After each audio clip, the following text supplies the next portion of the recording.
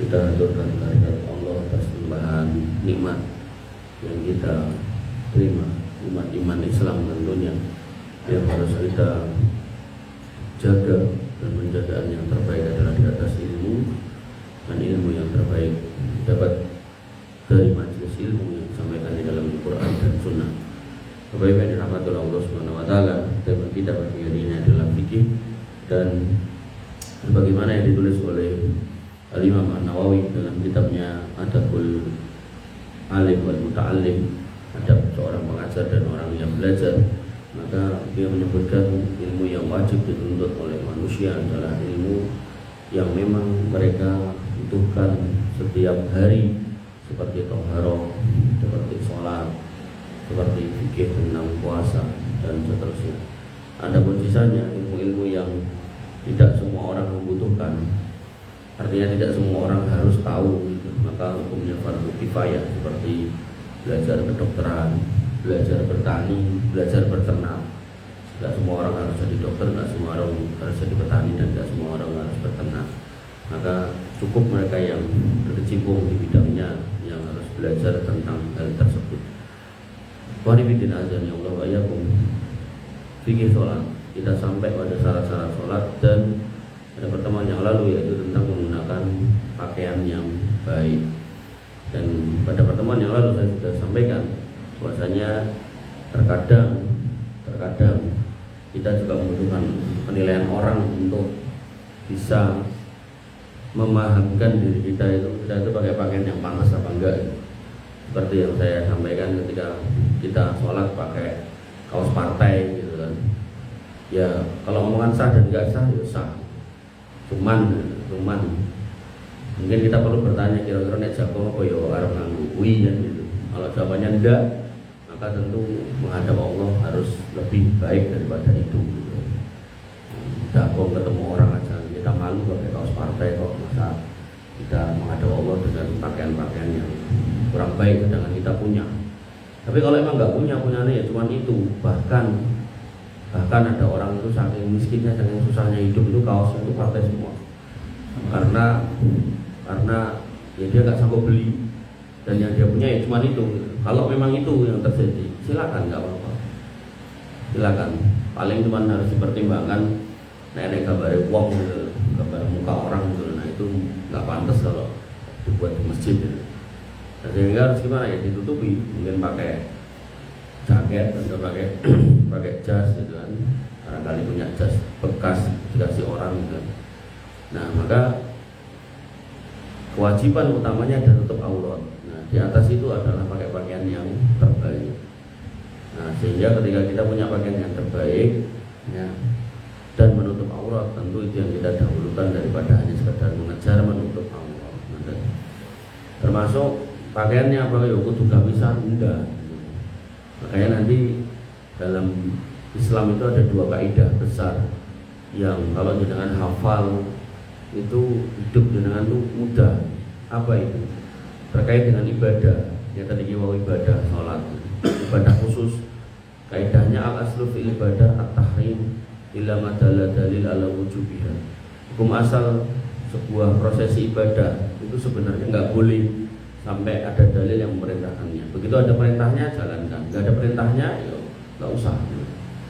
Tapi kalau terkait dengan muamalah seperti pakaian, makanan, minuman, pekerjaan, al-aslu fil muamalah al-ibahah illa ma dalil ala tahrimiha. Jadi kebalikannya. Hukum asal muamalah itu sebenarnya tidak boleh semuanya boleh, maaf, sampai ada dalil yang melarangnya. Dengan mau dagang apa aja sebenarnya boleh. Begitu ada larangannya, makan yang haram, minum yang haram, maka berarti nggak boleh jualan yang haram. Begitu kemudian dengan mau berpakaian, hukum asalnya semua pakaian boleh. Begitu kemudian ada larangannya, oh nggak boleh berpakaian yang ada gambarnya manusia, ya kita nggak boleh pakai pakaian itu. Atau misal nih, ini pendapat saya. Ketika Nabi dulu pernah punya cincin ada tulisannya Muhammad Rasulullah, itu kalau masuk WC itu dicopot cincinnya, atau kalau mau buang hajat dicopot cincinnya. Maka ketika jenengan punya pakaian tulisannya la ilaha illallah, topi punya tulisannya la ilaha illallah, Nah, jenengan nek masuk kamar mandi itu harus dengan copot. Lagi mas monggo ning jopo itu, ya monggo jenengan penggalih piyambak. Artinya kira-kira semangat kita dalam beriman apakah harus dituangkan dengan baju sehingga kita melanggar syariat pakai baju itu masuk ke kamar mandi. Termasuk ketika jenengan mau mencucinya, niku jenengan nggak boleh mencampurnya dengan pakaian yang lain, apalagi pakaian garwane yang mungkin kecipratan darah haid dan seterusnya. Nah, makanya nggak selalu apa yang ada di dalam hati kita terus harus dituliskan dalam tulisan-tulisan seperti itu. Makanya saya secara pribadi tidak menyarankan jenengan untuk memiliki pakaian seperti itu atau topi seperti itu yang pada akhirnya nanti nek jenengan cuci dengan campur dengan pakaian yang lain, atau nek jenengan pakai jenengan mau ke WC kesusahan untuk mengaturnya. Nah, kalau nanti dan toilet bawa tasnya ada Quran ini kalau tokke tak jopo itu Quran itu hilang. Yang paling mengarep-arep kula ya muga diwaca ngono kae. Ora didol gitu. Makanya Bapak Ibu yang dirahmati oleh Allah Subhanahu wa taala. Sekali lagi semangat harus dibarengi dengan ilmu. Jangan semangat tok. Teman-teman saudara-saudara kita yang melakukan bom bunuh diri itu semangat tok, tapi ilmunya ditinggal, mesak gitu. Kalau kita keliru dan kita masih hidup, masih bisa diperbaiki. Tapi nek keliru terus kekeliruan itu membawa kepada kematian, susah, tidak bisa untuk dikembalikan. Loh berarti kan mereka istihad nek bener untuk pahala siji nek salah untuk pahala loro. Istihad pripun mboten. Sesuatu yang jelas itu bisa ditimbang kok gitu. Ya, ketika Nabi sudah mengatakan man qatala mu'ahadan lam yarah raihatal jannah, siapa yang kemudian membunuh orang kafir di negeri yang damai dia enggak akan mencium bau surga. Dan itu kadang enggak mateni sapa-sapa kejaba orang Islam juga. Maka ya tentu itu bukan sebuah istihad, itu sebuah kekeliruan. Maka pentingnya belajar Pak Bu, apalagi yang masih muda-muda ini. Jadi yang muda itu kalau ada majelis ilmu jangan diingati. Dan jenengan ninggati wis angel. Nanti ketemu nih sama fitnah-fitnah yang luar biasa hari ini. Makanya jenengan punya putra masih muda-muda, SMA, kuliahan, SMP enggak apa-apa. Yo melu ngaji Pak lingguh gitu. Dan saya masih ingat itu SMA Islam itu saya sampai rumah itu jam 5 sore, kadang jam 4:30 gitu. Itu terus dicangking Bapak saya balik lagi ke Al-Islam lagi gitu, pengajian gitu. Jadi pada rumah saya jaden pada waktu itu jaden gitu. Jadi nek niki ngrugi mriki niku terus enteng kon niku akan rumah jam 5, tanggal 5 atus diluk terus dicangking oleh Pak kula ten Al-Islam melih gitu, dan tempat di mana saya tadi sore itu di situ gitu. Makanya itu sebuah kondisi yang harus dengan tata dan putra-putra garwo. Kalau memang pengen ketenangan bareng-bareng ya dua-duanya harus ngaji semuanya. Nah kembali ke tema kita, syarat setelah berpakaian yang baik, berpakaian yang menutup aurat yaitu menghadap kiblat. Nah Bapak Ibu yang dirahmati oleh Allah Subhanahu wa taala, dalilnya Quran surat Al-Baqarah ayat 150, "Wa wali wajhaka satral masjidil haram wa haitsu kuntum fawallu wujuhakum satrah." Maka palingkanlah wajahmu ke Masjidil Haram, dan di mana saja kamu sekalian berada maka palingkanlah wajahmu ke arahnya. Sabda Nabi SAW terhadap orang yang sholatnya buruk, jadi ada orang yang sholatnya jelek suruh ngulangi, idza qumta ila shalah fa'asbighil wudu. Kalau kamu mau sholat maka berwudulah dengan sempurna. Berarti ketika kita wajib belajar sholat dan sholat itu syaratnya adalah wudu, maka kita wajib belajar tentang cara wudu. Itu kalau hadas kecil. Nah hadas besar dengan cara mandi besar berarti sebenarnya kita juga wajib belajar bagaimana mensucikan diri dari hadas besar. Summa istaqbilil kiblah. Kemudian setelah itu madhep kiblat. Sahih Bukhari Muslim.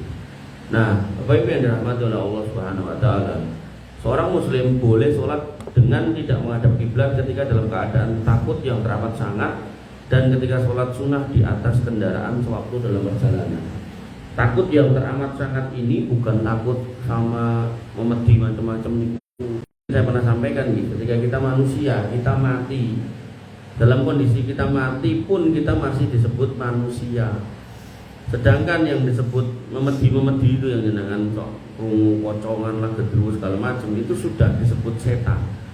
Maka kita manusia nggak akan pernah jadi setan. Udah beda jenis itu loh. Kita selamanya manusia nggak akan pernah jadi kewan.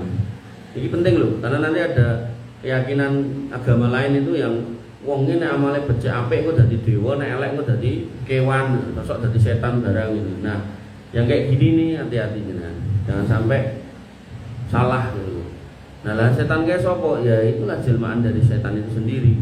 Lah ngapa kok jelma dadi pocongan, dadi wong tuwa kula ndak piturute? Ya dalam rangka untuk membuat kita itu takut. Memang kerjaannya adalah waswisufi sudurinas, membuat kita itu was-was, takut, semelang gitu kan.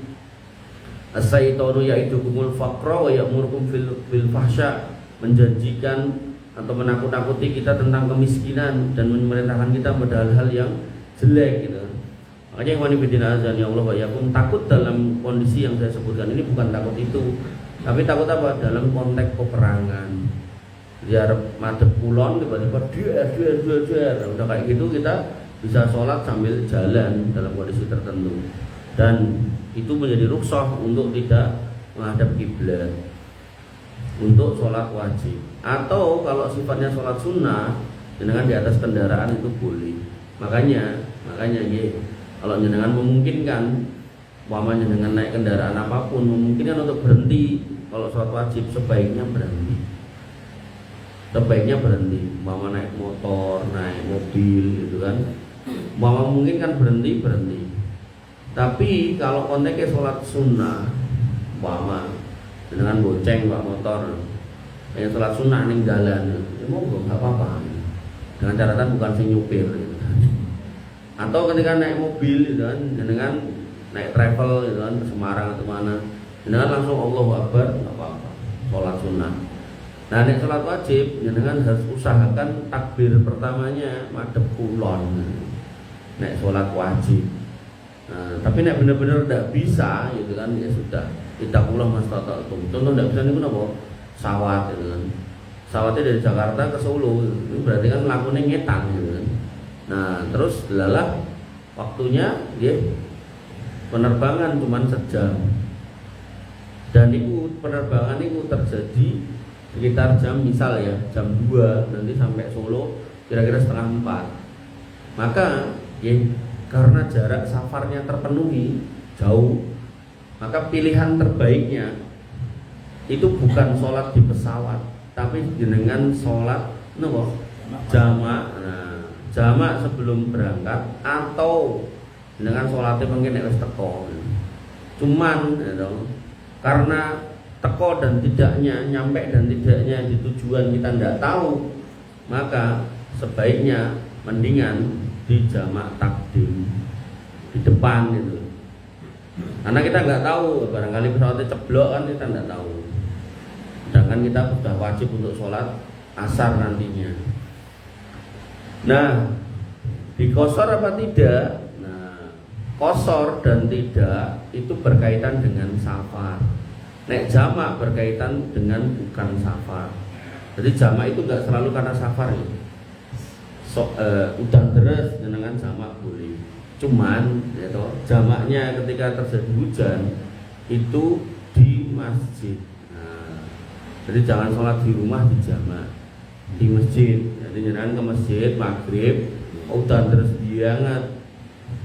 Syaratnya yang biangat karena nanti ada orang yang geremis terletik itu di jamak. Nah, dan terus biangat, nah itu di jamak silakan. Ten masjid, bukan di rumah. Nah, itu buat laki-laki. Tapi kalau buat ibu-ibu ya karena mereka sholatnya di rumah, maka di jamak di rumah tidak apa-apa. Nah, sehingga ketika dalam kasus yang saya contohkan tadi, sejam perjalanan Jakarta Solo itu boleh jamak takdim di depan dan di kosor. Dua-dua boleh. Atau duhure 4 terus nemke pas ajeng mangkat niku sholat asar sik loro nggih angsal. Monggo mana yang mau dipilih. Tidak ada yang salah, dua-duanya benar. Nah, tapi nek jenengan sholat di pesawat misal kan, parah melih sholat ning pesawate sholat duhur, berarti kan mengundur waktu duhur nih gitu kan. Maka nggih pilihane mendingan sholat nanti nek udah nyampe. Kenapa? Karena niku sholat wajib gitu. Dan sholat wajib itu harus madhep kiblat. Diusahakan. Apalagi ketika waktunya cuma sejam, itu masih mungkin jenengan mungkin nyampe sholat mandi kiblat, cuman tinggal lah gue sama doa apa ora gitu, urip apa ora gitu loh pas peduk itu loh. Barangkali pesawatnya ceblok kan nggak tahu. Nah Bapak Ibu yang dirahmati oleh Allah Subhanahu Wa Taala, berbeda halnya dengan misal jenengan dari Jakarta ke Papua, niku meh koyo ten Arab Saudi sekitar 7 sampai 9 jam non-stop, naik muaman non-stop, biasanya transit ke Makassar. Nah, jenengan memperkirakan ini nek aku ngenteni medhuk, engko waktu sholatnya hilang kan barangkali lho. Niku terbangnya jam 1, turun-turun udah jam 6 gitu kan. Nah, mau nggak mau gitu kan dengan sholatnya di pesawat. Nah, kalau karena pesawat ini kita nggak bisa ngarahkan Pak supir, gandeng jenengan iki mlaku ngetan gitu. Aku mau sholat jenengan ngulon sik dulu. Nah, enggak bisa toh. Nah, maka nggih sak kenenge sudah. Nggih. Nek jamaah haji umrah penak ke arah kiblat mereka gitu. Jadi nggak usah macam-macam langsung gitu. Nah begitu pula kereta. Nah, naik dulu banget gitu kan. Nah, saya itu kan PJKA, pulang Jumat kembali Ahad kerja di Jakarta soalnya gitu. Nah itu di kereta itu tidak ada musolanya gitu. Jadi kita sholat ya mengikuti kemana kereta itu lari gitu kan. Tapi saat ini gitu ada musolanya. Nah sehingga ketika jenengan mau sholat, nek posisine kretone mlakune ngulon, nah jenengan sholat sambil duduk di kursi jenengan bisa. Tapi nek kretone mlakune ngetan, nah jenengan sebaiknya niku jenengan ten musolane aja sholat. Dengan pertimbangan tadi, nek jenengan ndak sholat di kereta, engkau waktunya hilang. Nah, kan kita sudah bahas sholat itu harus di waktunya kan.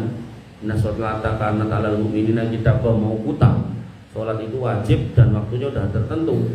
Maka kalau jenengan mempertimbangkan aku tak sholat mengkuai nek nyampe lah, padahal nyampe ini jam itu, sedangkan jenengan dari sholat duhur, sholat asar, bahkan nanti masuk maghrib gitu kan. Nah maka ya mau nggak mau jenengan sholat di kereta. Nah kok keretanya melakukan ngetan, kiblat kita di kulon gitu kan. Maka kita, sebaiknya dan musola itu lah ngantri ya tinteni, nggak apa-apa. Musola itu paling amatnya wong loro nih. Dan itu mungkin keretanya bolak-balik arah ini mungkin dibolak-balik kali nama itu. Sing mas-masnya atau mbak-mbak sing ngurusi itu pramugara ini mungkin dibolak-balik arah. Nah makanya jenengan tinggal ikuti menyesuaikan.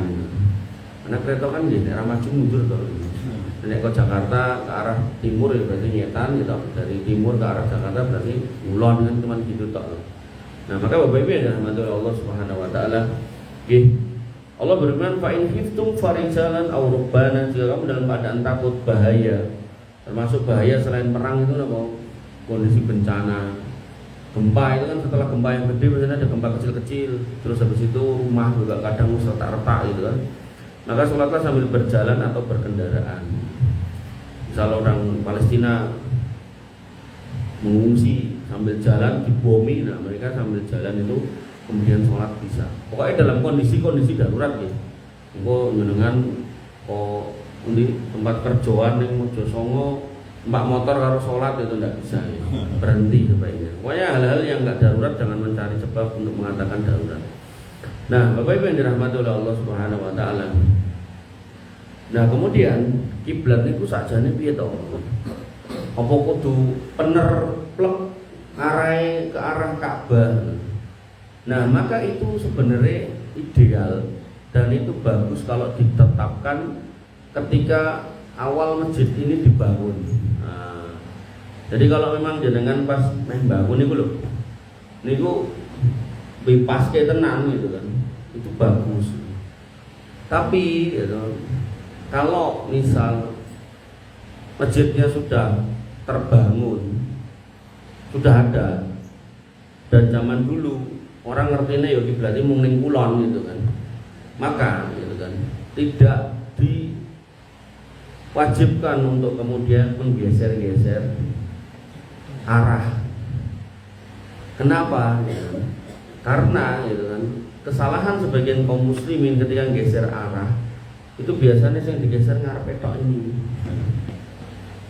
Nah padahal Nabi mengatakan apa? Innama ju'ilal imamu liyu'tamma. Sesungguhnya imam itu dijadikan untuk diikuti. Sehingga ketika ini diiringi, nah ini Mas Teguh ini harus disesuaikan, belakangnya juga miringnya harus sama. Ini tak delok ya buri miring juga ini, karena ini jaraknya segini sama segini. Nah, artinya kalau miringnya udah sama gitu kan, miring ini imamnya toh, miring ke sini ya jamaahnya miringnya sama gitu.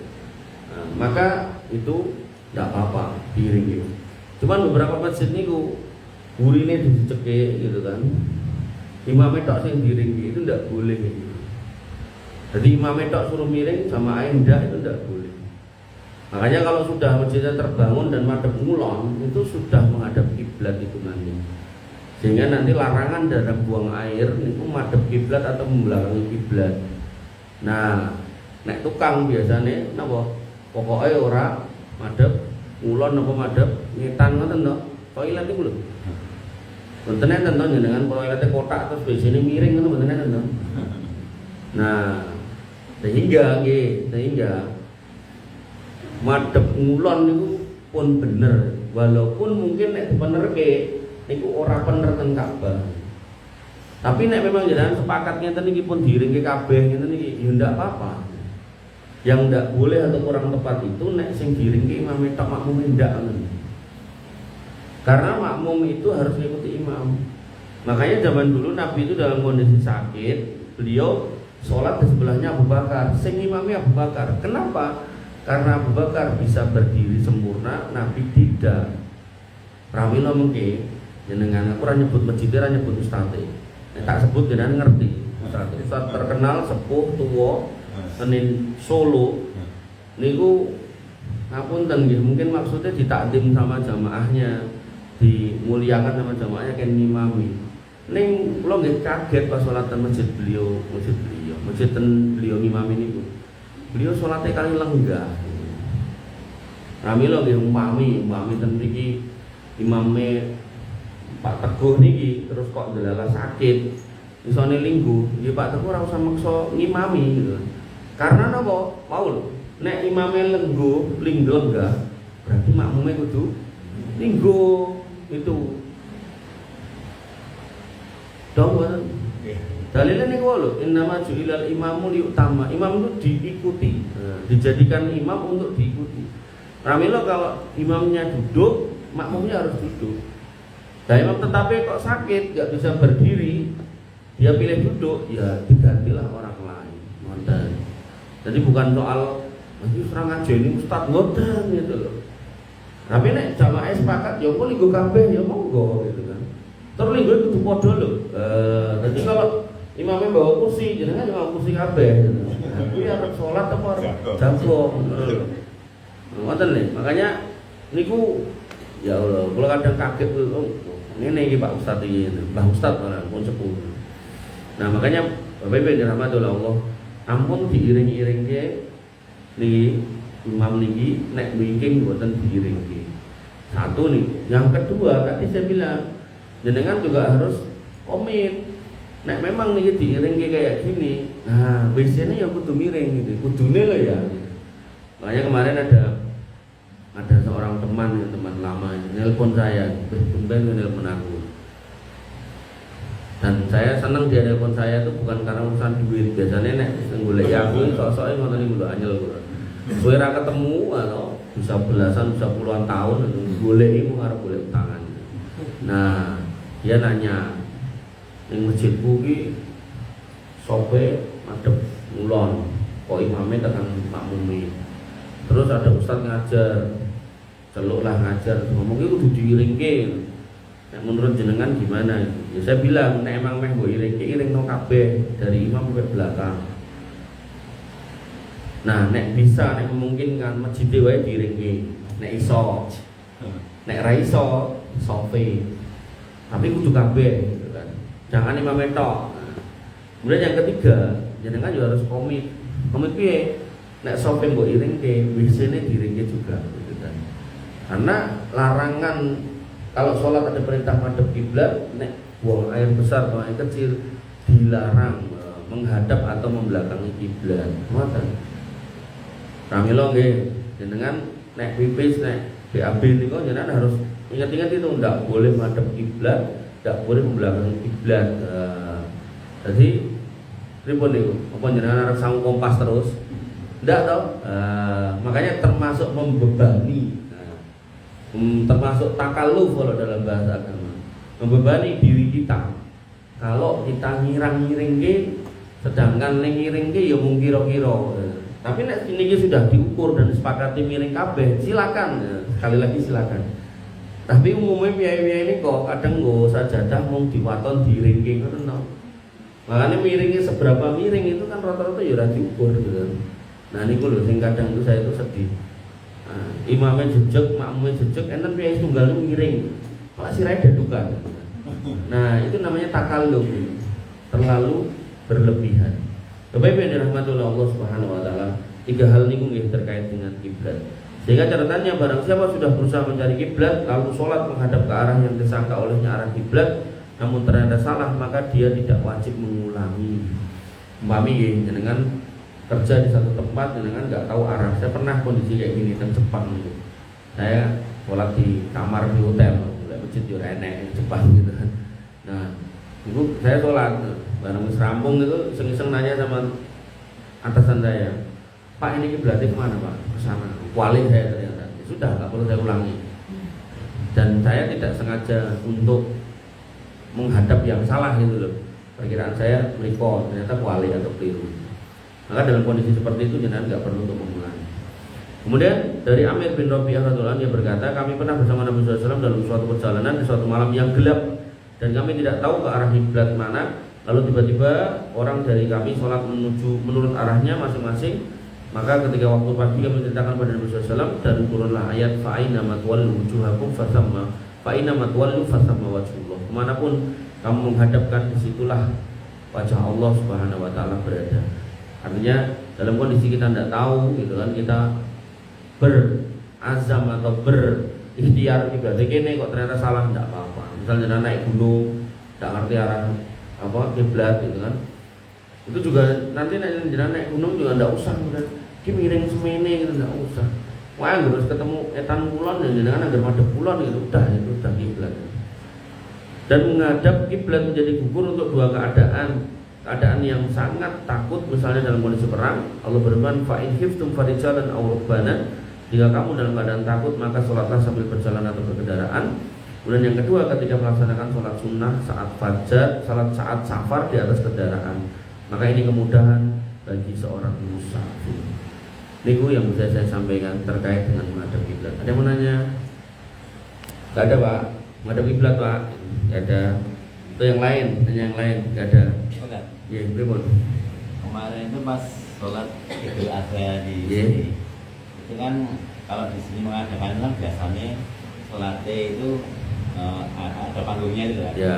Nah kemarin itu ustadznya nggak mau, jadi pengen istilahnya saya dengan makmum jamaahnya. Ya. Jadi dia minta, tapi jauh karena sebelumnya itu sholat di atas. Ya. Itu gimana? Iya. Jadi Bapak Ibu yang dirahmati oleh Allah Subhanahu wa taala, mungkin sebenarnya secara tersirat itu saya pernah sampaikan, jane tersirat itu tak sampaikan ini maksudnya enggak itu, tapi sebenarnya itu bisa dijadikan buat dalil. Yaitu apa? Nabi ketika awal-awal ngajar kita tentang sholat, jadi sholat itu maksudnya sunnah fi'liyah. Jadi Nabi itu melakukan, mencontohkan gitu. Dan contoh yang dilakukan Nabi ini minta ditiru. Apa kata Nabi? Shollu kama ra'aitumuni usolli. Sholatlah sebagaimana kamu melihat aku sholat.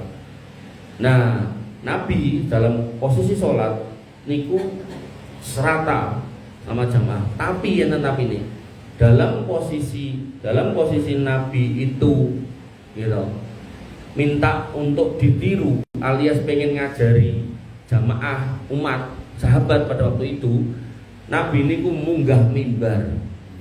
Jadi mimbar ini tempat sholat, mimbar di sebelah gitu kan. Mimbarnya Nabi bentuknya undang-undangan. Nah Nabi tertikurin Allah ben ketok. Nah, ngeten ketok dari belakang gitu.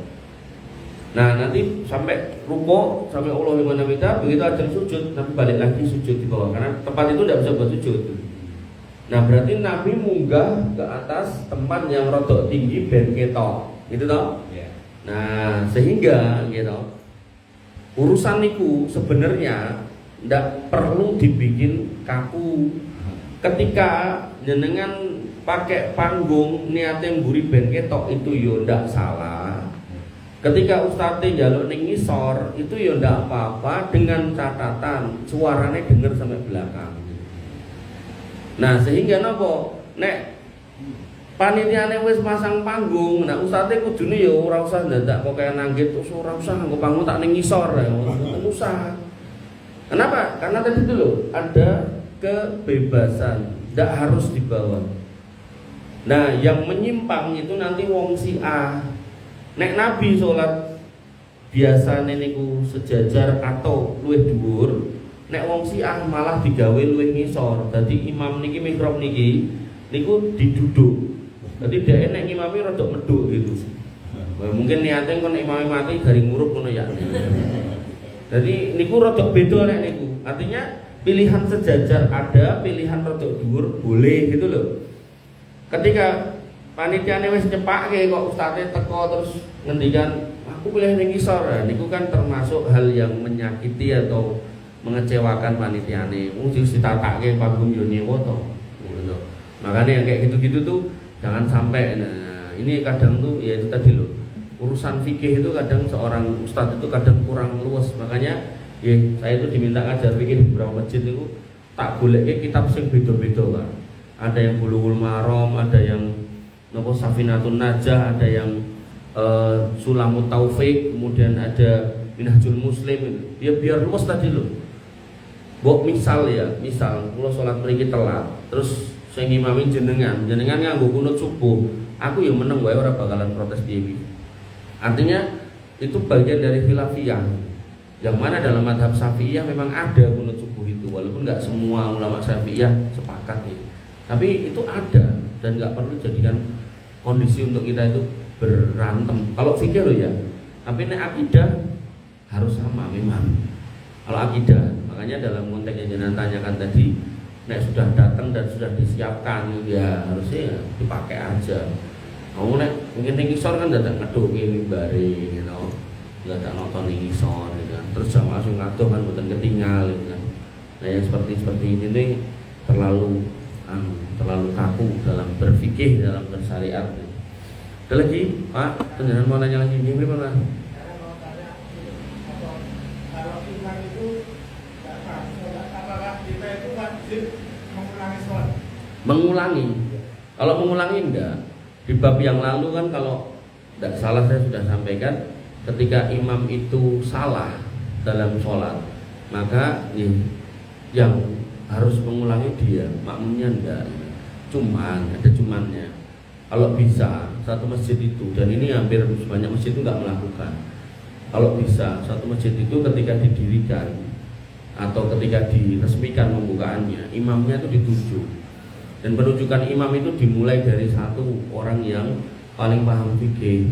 Kemudian yang kedua, ya fikih sholat paling enggak. Yang kedua paling baik bacaannya. Nah harapannya biar pas sholat itu dia bisa memimpin dengan baik dan benar. Kok pada akhirnya salah gitu kan? Maka jamaah yang tahu kesalahannya harus mengingatkan dan imam yang baik harus menerima. Makanya kula gitu, niku nek sholat niku tarawih niku biasanya kula nganggo kunut witir. Ada satu masjid Muhammadiyah. Mayoritas orang Muhammadiyah kula nek isi pengajian niku dikepung karo kokam gitu kan. Seneng saya gitu kan. Jamaah buahnya gitu kan. Nah, cuman takmire ketuane rodok sontoloyo gitu. Nganggo kalung, nganggo gelang. Gitu. Nah, dia ngasih masukan ke pengurus seksi dakwah. Seksi dakwah itu teman saya. Dia ngomong ke saya, "Mas, enak sing kei masukan itu." "Apa, Mas?" "Siji, nek ngimami tarawihan aja dawa-dawa suratmu." "Iya, Mas." Padahal kula ya ora hafal Quran, biasanya ya mung juz 30. Kayak tadi itu juz 30 tak comot sithik gitu loh. Sosok ya rodok tengah tak comot sithik. Jadi saya enggak hafal Quran. Nah, kemudian yang kedua, dia ngasih masukan lagi. Nek tarwehan ora usah kunut witir gitu kan. Padahal tak pikir kula makili jenengan donga dengan jenengan tinggal ngaminke jane kan ya penak gitu. oh iya Mas gitu kan. Wis iya. Nah sing ketelu niki sing kula tersinggung. Terus nek ketemu ayat sajadah Mas, ayat-ayat sing diminta untuk sujud, ora usah sujud. Soalnya jamaah bingung. Kula sing ketemu niki kula tersinggung terus kula bilang, "Mas, iki Ramadan iki kalau begini lho. Jadwalku enek 99 Mas. Ning nggonanku mung ping pindho. Mendingan nggonanku tak coret aku." Soalnya apa? Sujud tilawah itu hukumnya sunnah muakkadah. Sunnah muakkadah itu sunnah yang sangat ditekankan, kayak sholat id, kayak sholat witir, kayak sholat qobliyah subuh gitu kan. Sehingga kalau memang imamnya itu ngajak menegakkan sunnah itu lah malah dipenging ya, saya nggak terima. Ya wis, mendingan aku orang kesini ngono Mas. Sematan ugi misal tak niki misalnya, dengan enten sing mboten nganggo jenggot, terus dengan ngomong tentang mire, kayak mbok sate kayak ojo entuk jenggoten. Ya kula mending ra teko kene ya gitu Pak. Timbang jenengan penging ngoten niku. Artinya hal yang memang di dalam Islam itu ada gitu kan. Nah, maka kita sebagai seorang muslim kalau belum bisa mengamalkan ya jangan kemudian malah menyalahkan sing ngamalnya itu. Nah, dalam konteks tadi seorang imam itu sebaiknya dari awal dipilih yang paling paham fikih, yang paling banyak hafalannya, yang paling bagus bacaannya. Kok kemudian wis pilih yang niku, kemudian ada yang keliru. Nah, makmum tahu dan mengingatkan imam yang baik harusnya matur nuwun, orang malah nesu gitu kan. Nah, sehingga kalau misal wis dielekke kok nesu tur tetap salah, ya dengan golek masjid liya mawon. Makanya dalam kondisi tertentu, misal dengan datang situ dek adalah imamnya sholatnya cepet banget. Bismillahirrahmanirrahim. Jangan nggak salah. Tapi nek wis ngerti imamnya salah dengan elekke dhek emoh dan masih seperti itu cara sholatnya, ya mending boleh masjid liya gitu ya. Jadi kesalahan yang sudah diingatkan tapi tetap berada di kesalahan itu dan nyata-nyata itu salah, bukan khilafiyah, salah. Tapi nek kunut subuh dan enggak kunut itu tidak masuk di level salah dan tidak salah, itu lebih kepada khilafiyah. Maka ketika misal tadi saya contohkan, saya enggak kunut subuh, kok kemudian di sini ada imamnya yang kunut subuh, pas saya teko masbuk, ya saya enggak akan ngulang sholat saya. Jadi jangan kita kayak orang LDI yang kemudian wis sholat tapi dadak baleni sholat. Bahkan mereka itu kurang kerjaan sampai di tanah suci Madinah sana itu kadang sholat itu baleni gitu. Terus luar biasa bodohnya gitu. Betul Mas? Ya. Ada lagi yang mau dicetakkan? Sudah. Ada lagi yang menanya? Cukup. Baik, Bapak Ibu dirahmati oleh Allah Subhanahu wa taala. Prinsipnya kita belajar pelan-pelan, sedikit-sedikit. Nah, harapannya dengan kalau ada permasalahan, ada pertanyaan disampaikan. Nah, saya bisa jawab, saya jawab. Nih nggak bisa tak bawa pulang dari PR gitu kan. Nah, harapannya panjenengan ke depan itu bisa beribadah di atas ilmu, benar-benar niku yang jenengan aplikasikan sesuai di atas ilmu. Dan dalam hal fikih sekali lagi kita belajar fikih itu agar kita itu luas, bukan kaku. Nek kaku maka itu levelnya akidah, bukan fikih. Tapi kalau fikih nyata-nyata di situ ada khilafiyah kok, perbedaan pendapat, maka kita tidak boleh terlalu keras kepada saudara kita sesama muslim, apalagi sampai menyakiti. Nabi pernah mengatakan amal terbaik itu memasukkan kegembiraan di hati seorang muslim. Nah, gembirane nopo macam-macam. Wonge ra luwe gembirane itu kok kejajan itu bagus. Wonge diutang gembirane dilunasi utangnya itu bagus gitu kan. Nah, seneng aku ya gelem gitu kan. Nah, dalam konteks fikih ketika kita membuat dia sedih ya berarti kebalikannya itu, kosok balene itu. Nek amal terbaik adalah membuat dia senang, nah amal terburuk itu membuat dia sedih. Nah, apalagi urusan fikih sekali lagi, urusan fikih jangan terlalu kaku.